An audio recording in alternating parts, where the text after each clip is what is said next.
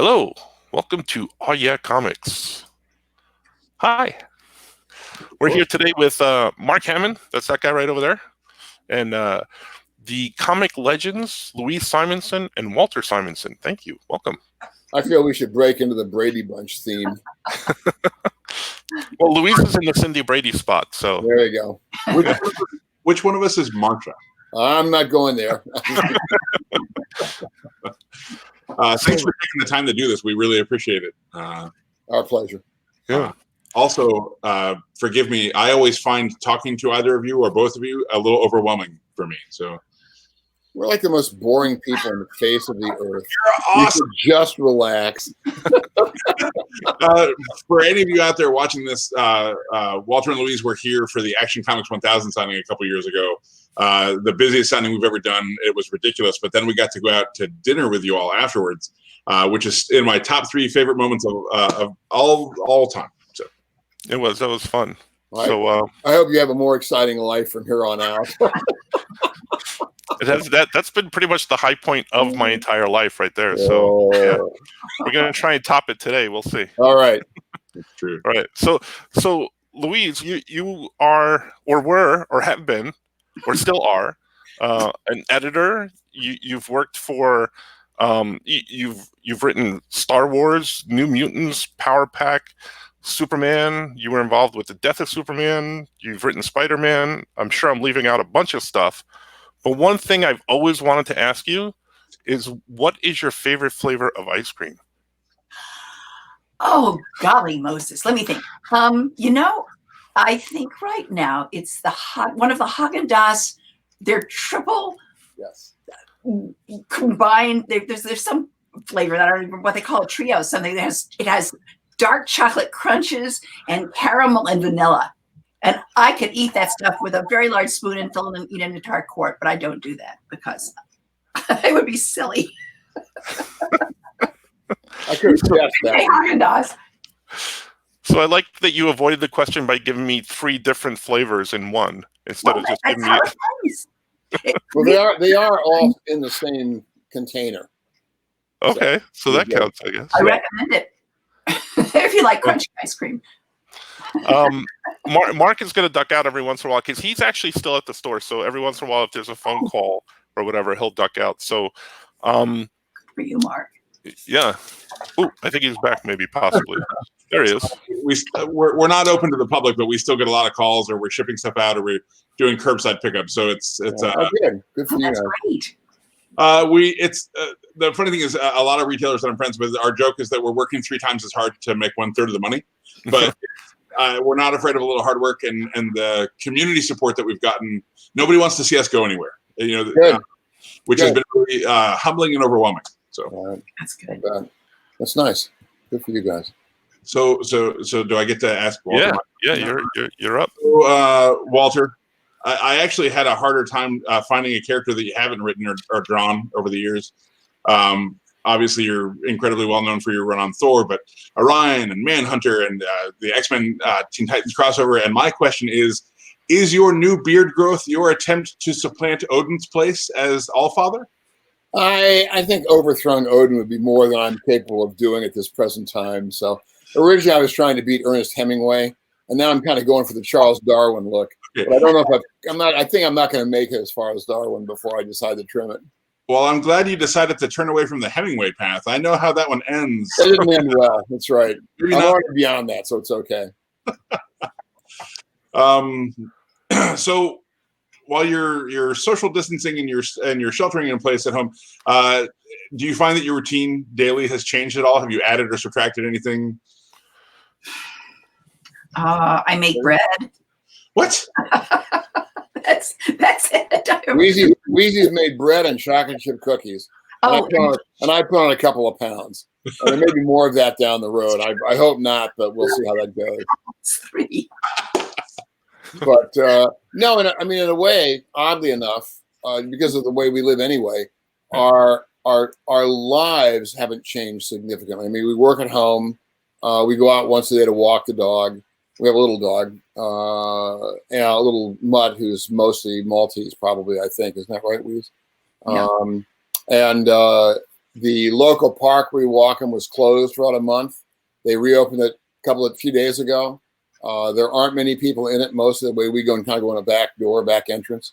So we get out there, get a little walking in, not enough walking, but a little bit of walking. And other than that, it's more an attitude thing. When you're working at home pre-COVID-19, you don't think about it. But really, if you want to go out to a restaurant, take a break from your routine, you can just do it. Now that's not so true. We've gotten takeout a couple of times, probably will again soon. But you don't go out to run errands the way we once did.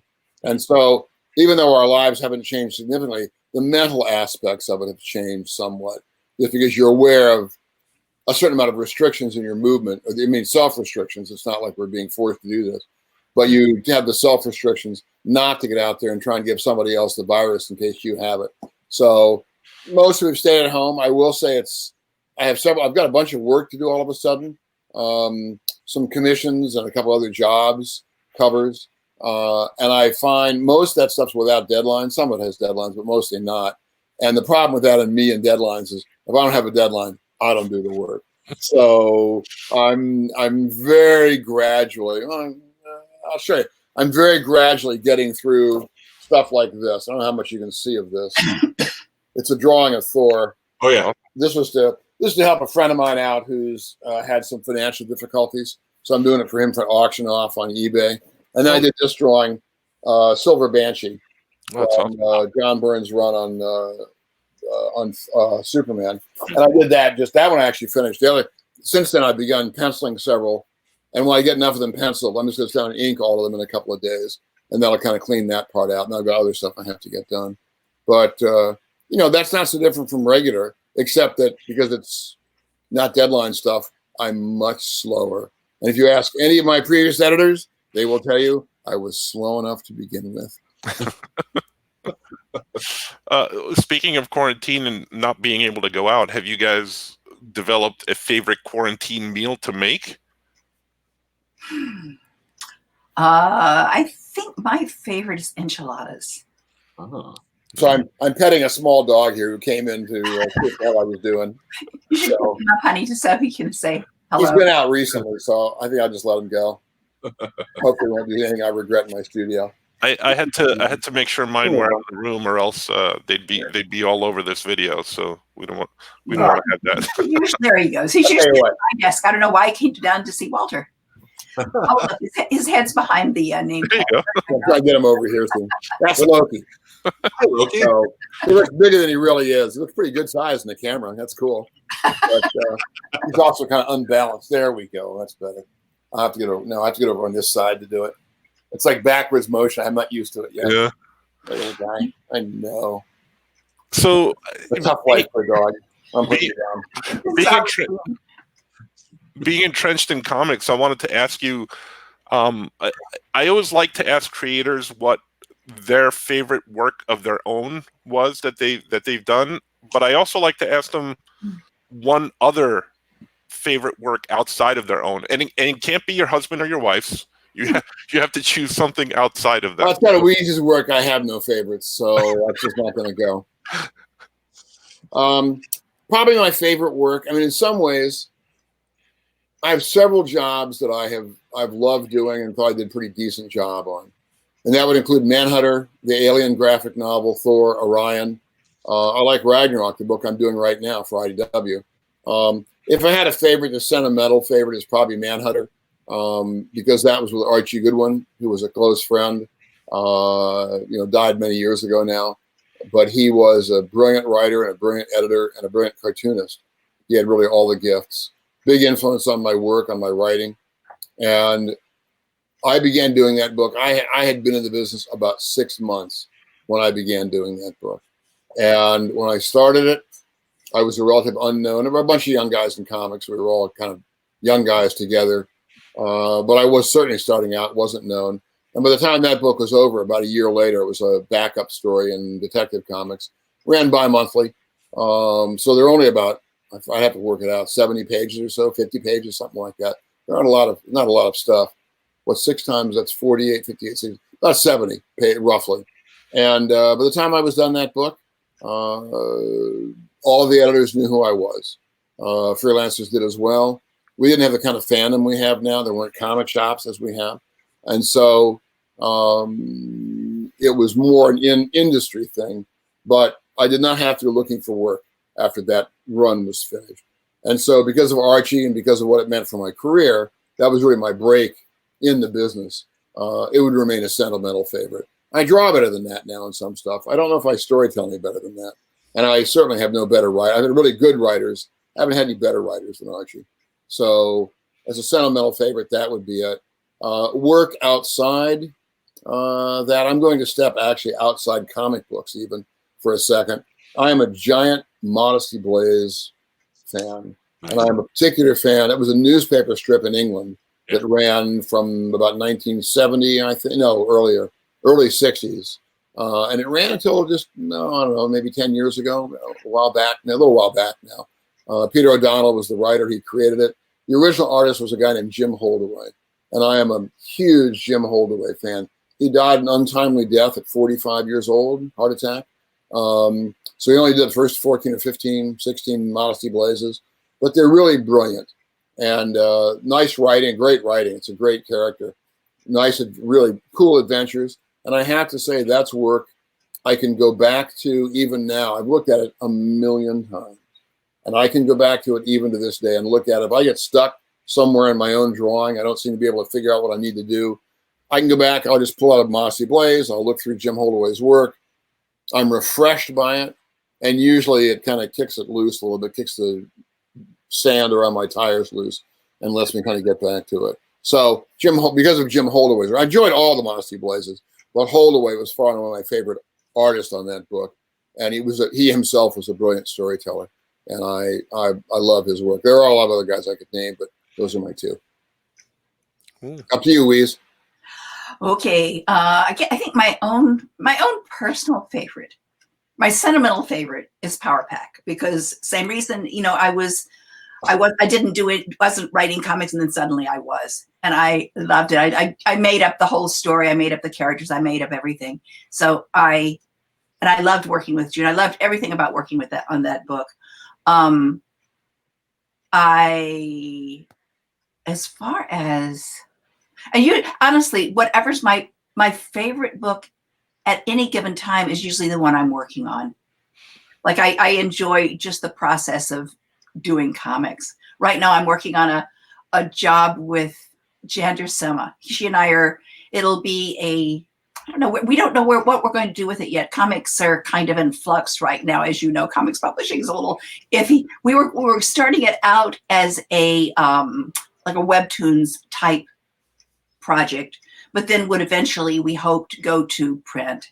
And I think it's we're sort of being published through Jan's Portrayan thing now. So, that's cool. And I guess my sentimental favorite is, it's a choice between Chris Claremont's X-Men. I don't know if that counts because I did edit a batch of those. Or Spider-Man in general. I love Spider-Man. I love the character. Yeah. One of the things that I always like to ask people is and I'm sure that you probably have many because you've met so many people all over the place over the years. Do you have a favorite fan interaction? Any specific or an odd fan interaction? Mark Waid gave us a favorite and a really weird one. But anything that stands out or was particularly touching or particularly harrowing, I guess. I have one. It was funny. I have one that was hysterical, but I'm not going to do it here on the air. But I did have one where I was at a New York convention many years ago, and a kid came up to me at high school age, came up to me. This is about 90 to 91. Came up to me and he said, "I don't like your Fantastic Four. Why is that?" And I just said, you'd have to ask yourself is what you'd have to do. I just thought that was hysterical. And what was even funnier about it was about a year or two later, 1992, I began teaching at the School of Visual Arts in New York. I was teaching comics, basically, how to do comics. And I think it was maybe the graphic novel for illustrators or something was the title, but it was really just how to write and draw comic books. And that particular gentleman was in my class. He was in my first class. And we become good friends. He's one of the students I still hear from, and we keep in touch. He's out on the West Coast now, so I get out to the West Coast occasionally. See him sometimes. So, but I still love that question. I love the idea. I'm going to come up to you and say, I don't like your Fantastic Four. Why is that? Just made me laugh. How about you, Louise? Oh, gosh. Letters might do it, Louise. I was going to say, well, letters are good, but I was also thinking that when I was at Harvard and at the comic book shop up in Massachusetts, I was writing a book called Steel, which had a black character who takes on the mantle of Superman and tries to be a good guy, Superman kind of type guy, and I had this kid, this big, adorable black kid come up to me and say, kind of gawk at me. We were always doing a signing, gawk at me and say, oh my gosh, I thought you were going to be black and I thought you were going to be a guy. So that was so flattering that he thought that I had gotten the character right enough that he felt comfortable with him. Like he felt I was an oddly, if I looked inappropriate to the character, at least I was doing it right. So I thought that was sweet. I think my favorite letter was, a Power Pack letter from a long time ago. I have several favorite Power Pack letters. One of them was I had done an opening sequence in the book that established the character's powers, and I had Jack getting dressed for school in the morning, just wearing his underwear, and he throws his clothes up in the air, and then he clouds into his clothes, and he's, and then suddenly he's dressed, right? Goes solid and he's dressed. And when he turns into cloudy, his clothes fall through him. So I had one little guy write me and say, Jack went to school without wearing any underwear. I'm too smart for you guys. And he's absolutely right. He was smart for us. It never even occurred to me. It was very cute. So I had another favorite letter where a physicist wrote me and explained why a baseball story I wrote actually worked with the kids using their powers and stuff. So that was actually kind of great too. I didn't keep that letter. I can't find it now. So, but that was my favorite. Two of my favorite letters. That's awesome. That's so cool.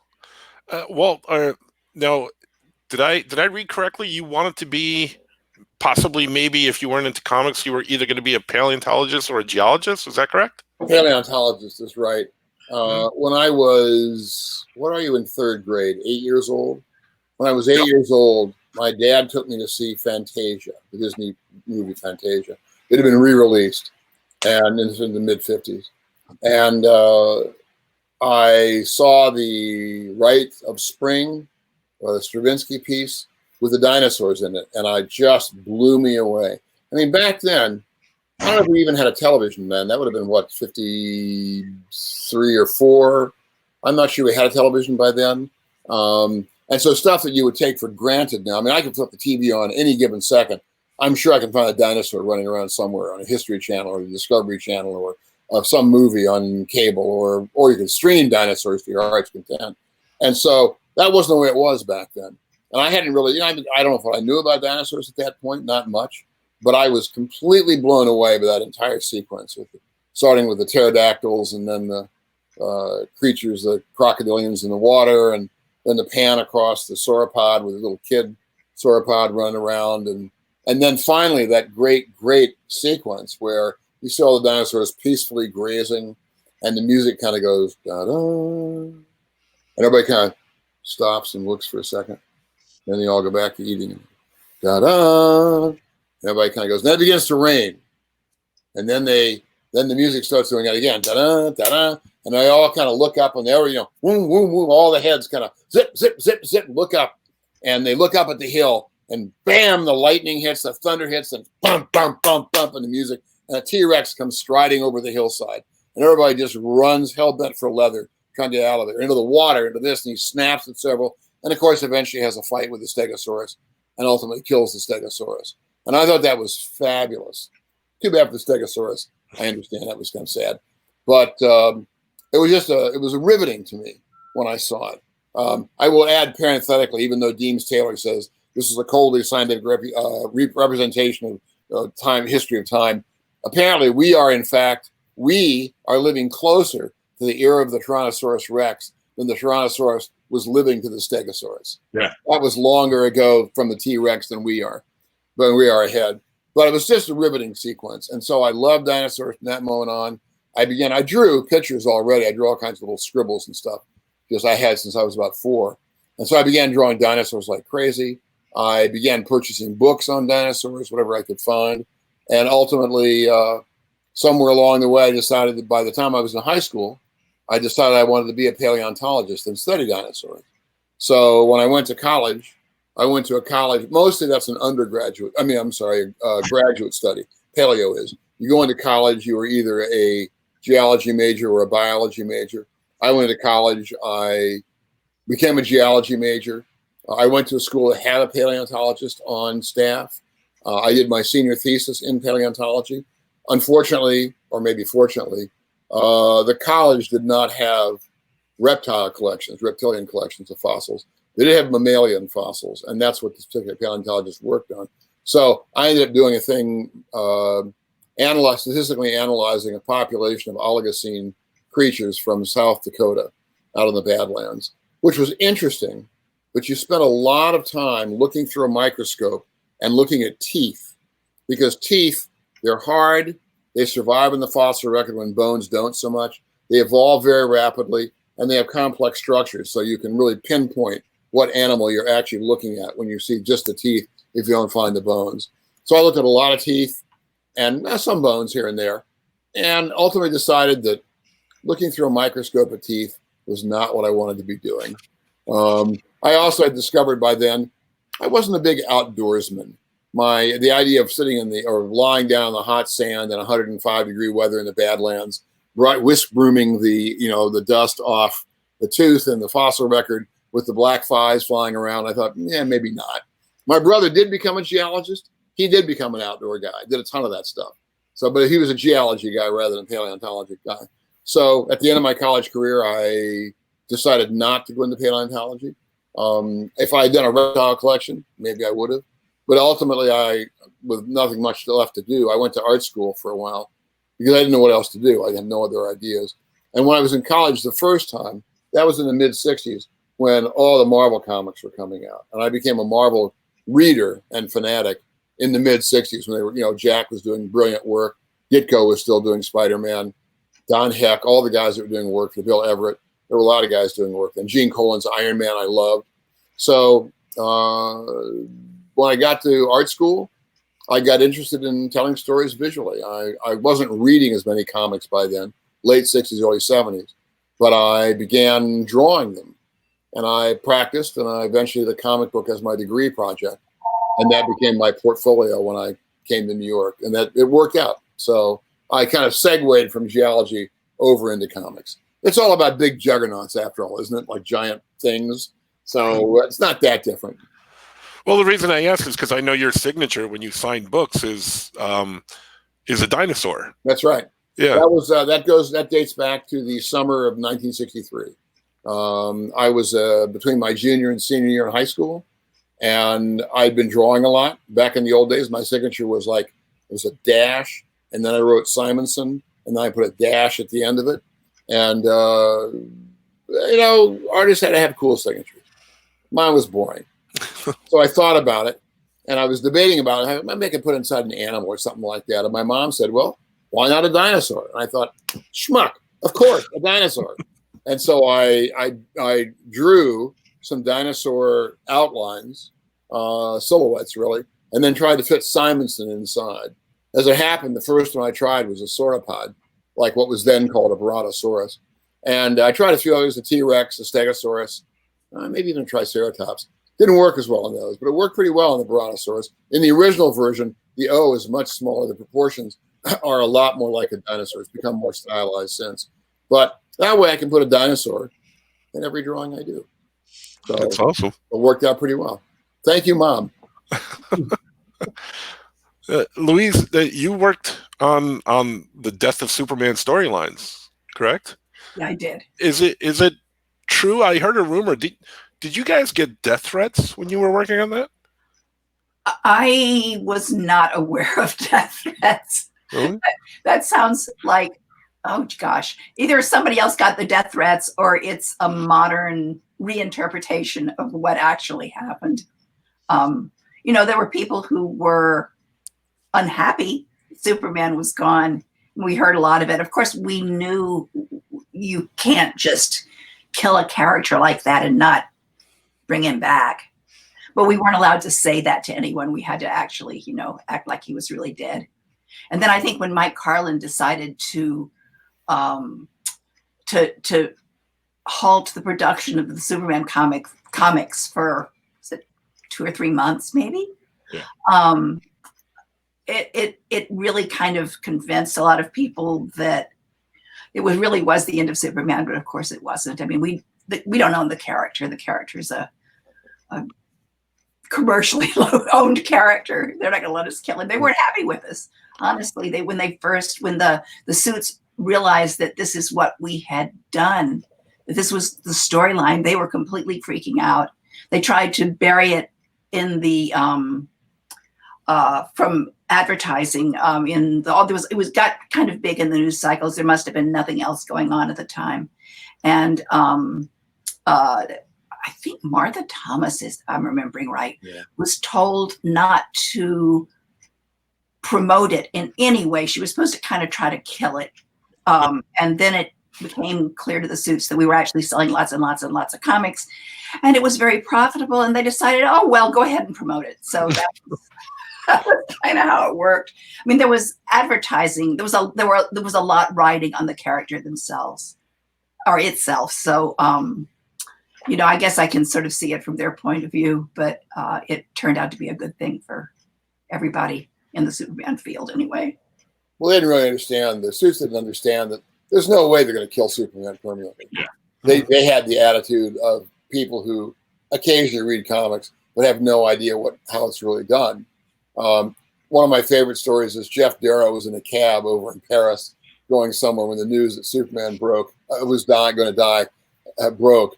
And the cab driver launched into this tirade against Jeff about the Americans, how could they possibly kill Superman, and was kind of going on and on. I had nothing to do with it.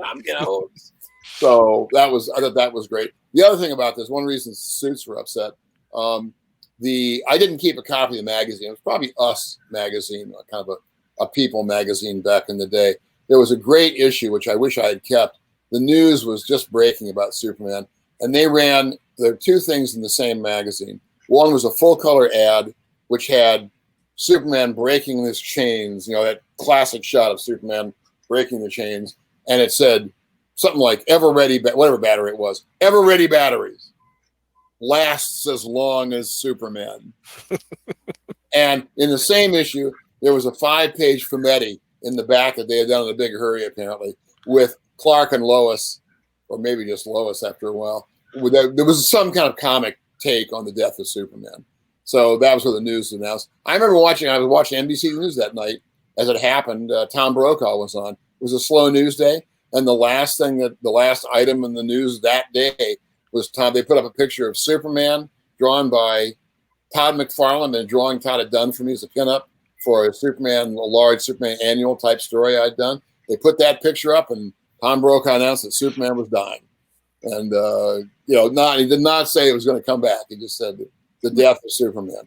So there was lots of. I will say I'd forgotten that they quit doing the book for a couple of months. I can't even imagine that being allowed to happen now, no matter what, that you'd be able to actually cancel a book like that for 2 or 3 months, that the suits, even now, with that idea in mind, would allow that to happen. But maybe they're broader minded than I think.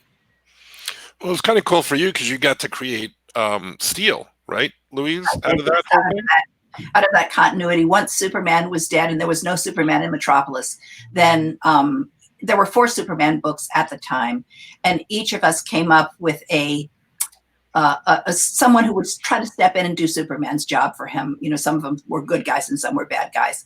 And Steel was one of them. Steel saw that there was danger in Metropolis, partly from some weapons that he had invented he thought they were for the military to safeguard things, and actually it turned out the bad guys had been sold them, and they were Toastmasters, and the bad guys were blowing away people in Metropolis. So he created a suit of armor, and he took his hammer, fashioning himself after John Henry, the steel driving man, and went out after the bad guys and tried to save people in the same spirit of Superman. So I created Steel, and then Steel spun off into his own book, which was pretty cool. I actually am very fond of the character. I thought John and I made a good guy when we made him. And John did a great design for Steel. His armor design for Steel was fabulous. Yeah. Yeah. Of the 4 characters that spun out of that, he was the one that I enjoyed the most. I followed every issue of that title. Oh, did you? I'm so glad. I'm glad you liked him. I did. I still do. I wish they don't use him very much, which is sad. But. No, they don't. Well, I don't know why. Maybe he might have a resurgence. Everybody seems to. Yeah, it's all cyclical. Thought we're long dead or suddenly alive again. So, that happens to a lot of characters. Magic, for one, in the X-Men. Yeah. Oh, yeah, that's true. That took her years to come back, and I always thought she was a great character. I personally never kill a character if I don't know how I would bring them back. I remember I was working at a shop in Florida when they said that Captain America was going to be dead. Ed Brubaker writes, the death of Captain America, and fans were so upset. And I had to remind a bunch of our customers, I'm like, yes, you were upset 2 years ago when you found out that Winter Soldier was Bucky and Bucky had been dead, and now you love the character. So maybe give Ed the benefit of the doubt. I had to remind them, I'm like, he's the person killing him off. He's probably going to be the person that brings him back too, which is exactly what happened. And I just remember one of my customers going, yeah, that makes sense. I'm not sure why I was mad. So. Yeah, people tend to forget that these are stories. I know, and it's our job to make people believe. Right.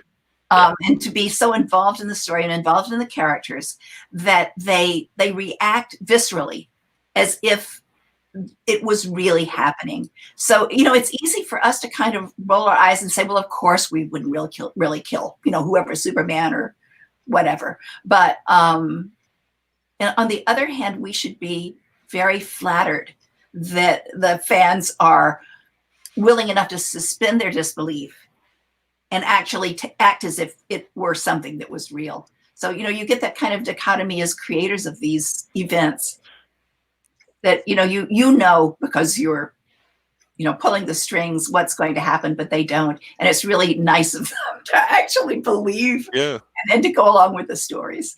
But sometimes it's also, you don't expect what you're going to get from a fan. There was a few years ago in San Diego, I had written a book illustrated by Sarah Richard called The Ghost the Owl. And this woman purchased it from me in San Diego, and she came back the next day, and she went into this story about how her son had passed away and how the story just resonated with her. And it just it was like a gut punch to me. Like I'm on the floor of San Diego Comic-Con in tears, and I'm like, well, I didn't expect that. So sometimes when they come out of left field like that too, it's really, really emotional, really impactful. It makes a difference. I mean, one of the favorite stories that I wrote ever, I guess, was a New Mutants story. It was Doug Ramsey dies, and he's in a coffin. They're getting ready to bury him, and his pal Warlock, pulls him out of the coffin and carries him around to try to convince him to come back to life, because Warlock, being an alien, doesn't understand about how death really works. And I got that kind of reaction from several readers. I got a number of reactions. Mostly they were irate with me for killing poor Doug. But I got some reactions from people who said, oh, yeah, that's exactly what it was like. I felt that way. So, yeah. Oh, and you have to tell the story of the letter you got about poor dead Doug. Oh gosh, yes. Another one of the great fan letters. Oh yeah, I forgot that one. That was okay. Here's another favorite fan interaction. I got a letter from a reader who wrote me about that issue, the Death of Doug issue, and he said, I used to hate Doug Ramsey and thought he was boring and wanted him to be dead, but now that you've killed him, I realized he was always my favorite character. Oh, wow! And there you go. You know? And you killed it. That's one of all of our favorite letters. That may be my all-time favorite letter. I don't know why I didn't think of it before. That's great. Oh That's man, awesome. that's rough. That's one of my favorite stories of Wheezy's. It's like a little meditation on death. There are a couple of guys on CBR that still bitch about that story. They're still cranky about it. It's been 20 years. Hey, how long ago was it? You should probably relax. And B, it was a great story. Read another comic. Yeah, really, please. There's a moment, Wizard magazine, when they were still being published. I can tell you, not the exact issue number, but the moment that Wizard broke itself for me and I couldn't read it anymore. They did one of their top 10 lists, top 10 end of the year, and it was top 10 worst moments in comics this year. And it's the moment in Mark Waid and Mike Wieringo's run in Fantastic Four where they meet their creator. They meet Jack Kirby, and it's as a fan of Jackson, as a fan of the Fantastic Four, it was magical. And it's like half a page paragraph of them just trashing that moment, and I was just like, oh, you're terrible, and I can't read you anymore. And it was an illustration too of like how much their work on that book had meant to me. I didn't even realize, how much I loved it until I saw someone trashing it. So yeah. Well, they ended up. Stan and Jack appeared in one of the FF annuals in the old days. I think it was the wedding of Reed and Sue. Yeah. And they're going to the wedding. They get turned away at the door, and they're just really annoyed. They're in their top hats and tails, and they're really annoyed. They're going to go back and write some awful stuff for the FF or something like that. But my favorite Wizard bit was somebody from Wizard years ago now called me, a young guy. I'm not entirely sure he knew who I was, but he called me up. It turned out Wizard had a feature called Verses, in which they would have a picture drawn by a professional of two characters fighting each other, and they would, back and forth, and then they would have a little paragraph below that, or maybe several paragraphs, I never saw it, in which they would detail the fight between like Daredevil and Daredevil fought Batman, who would win, and they'd have and then they wouldn't do it as a comic, but they would have a shot of Daredevil and Batman fighting, and then they would have something below it, a little summary of the fight that Sue actually came out ahead. And I got a call. I got a call from this guy. And he wanted to know if I was probably 20 years ago, a little more than that. That's about right. About 2000. I was doing Orion at the time for DC, and they wanted me to draw. They wanted to do a Thor versus Orion, and would I draw a picture of Thor fighting Orion? And I thought about it for a second. And I said, "Well, here's the deal with that.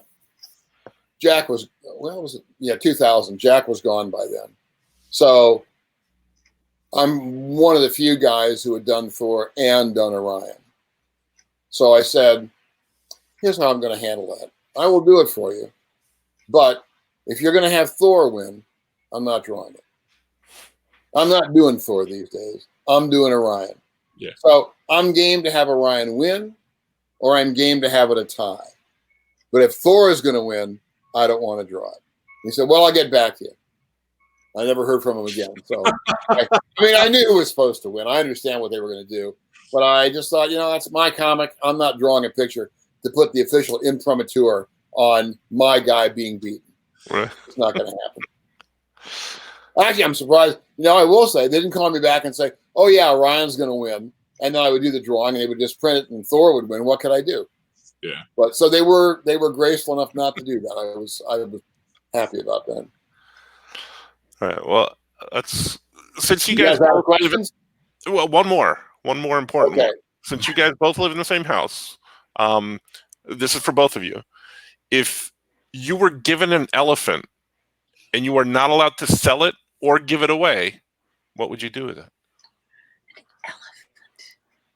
Well, we got about an acre of ground around here, so we'd probably put him out to graze. We'd have to get a lot of bales of hay. And then we would get him little elephant boots with treads on them that work on the ice. And he would pull our snow plow up and down the driveway in the winter. Because we have a very steep, twisty driveway. It would actually be a very useful addition. Yes, and if it anybody would. wants to give us an elephant, yeah, okay, we'll take it. Well, Look outside. The crate was delivered.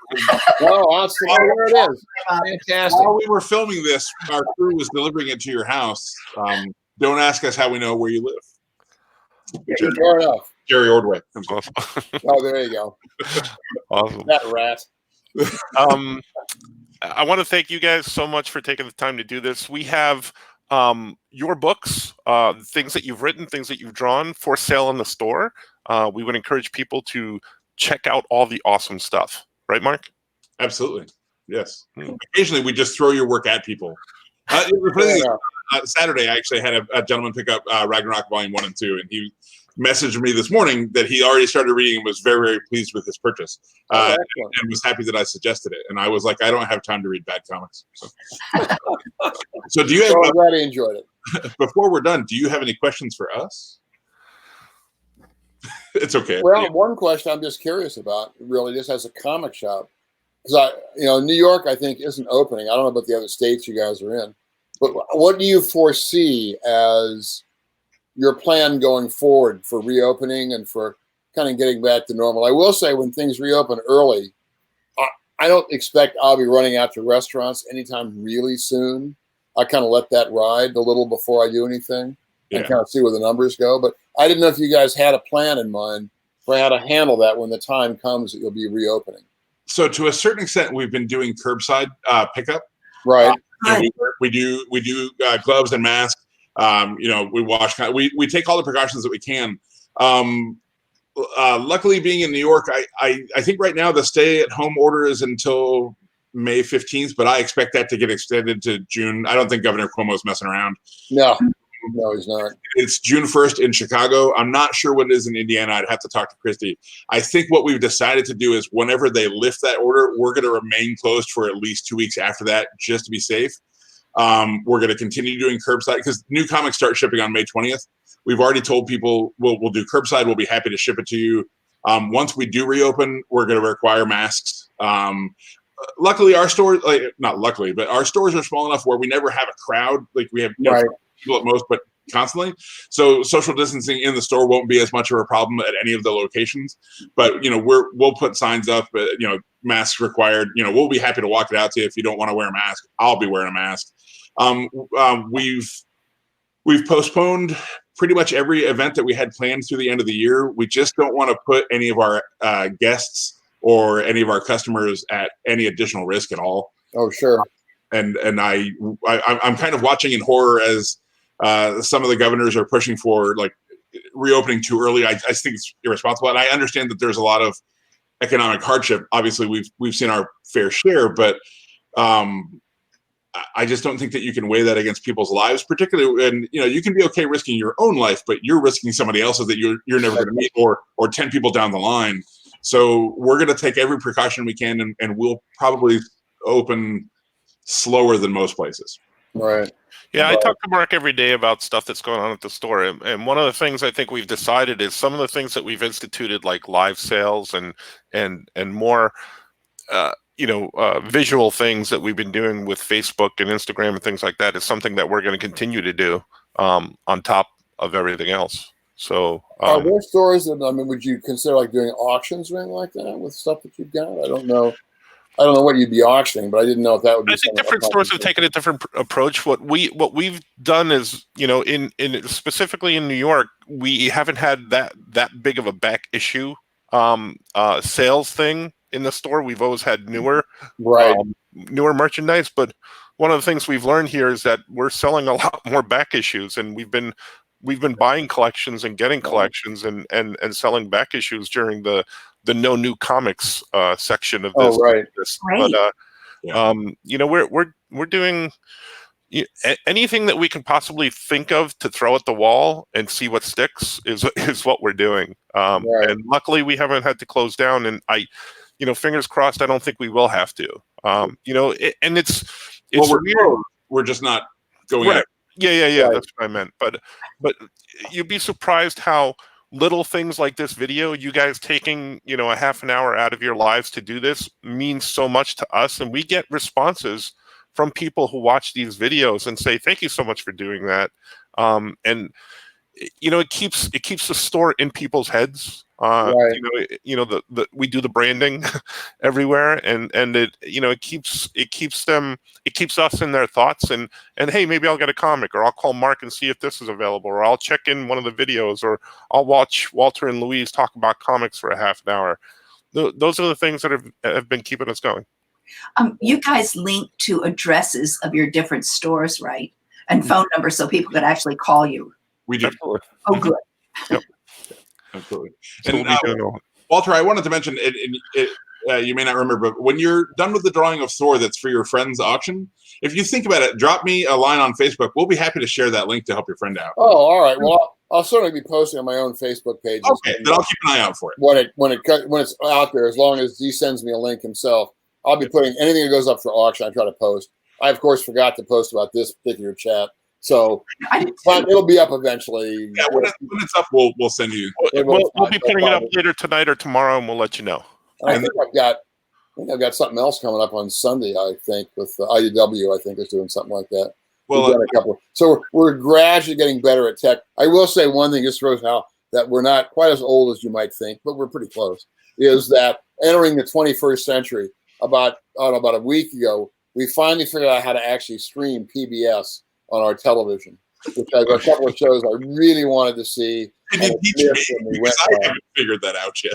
So we actually, we regard ourselves as having one brain between us, and so between the two of us, we were able to sort out how to get the password on our iPad and how to do this on the TV and all that stuff. And finally, we're able to actually get to the shows. One of which I watched this morning and was very moved by it. So the streaming is actually better. We streamed once about 10 years ago, and every so often it was a cartoon based on Manhunter, which was very cool. But every so often the frame would freeze, and then you have the spinning wheel of death for 40 seconds, and then it would go back. And I thought, I'm not paying for that. I'm not paying to go watch the spinning wheel of death. But I will say these at least broadcast smoothly, and it worked great.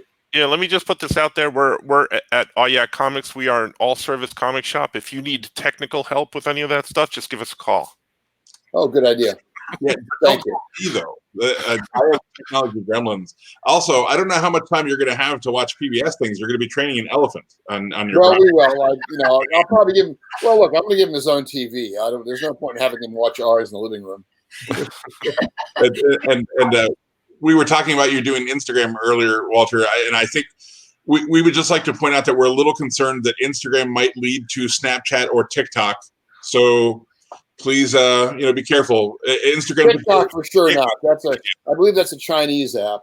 And as much as I admire the Chinese, and I admire them a lot, I'm not entirely sure of the security of a Chinese app on an American phone. So that's not going to be happening. And as far as Snapchat, that's just a name. I know nothing about that. If it weren't for our grandchildren, I wouldn't even know Instagram. And I'm not sure I'm staying with it. I know we're actually feeling very pleased with ourselves that we know how Instagram kind of works, sort of. I studied here how to frame. I've had a bunch of suggestions for how to reframe covers, which apparently do not snap in automatically to show the whole thing, which has been my experience. And as I said earlier, before I get on air, at least one of the several, I've had multiple suggestions for running the little carrots that are down in that corner of my phone screen, and I don't have those carrots, so that advice does not work. I have other advice about resizing the art and doing other things, which might work, but it may make posting pictures on Instagram more of a pain in the ass.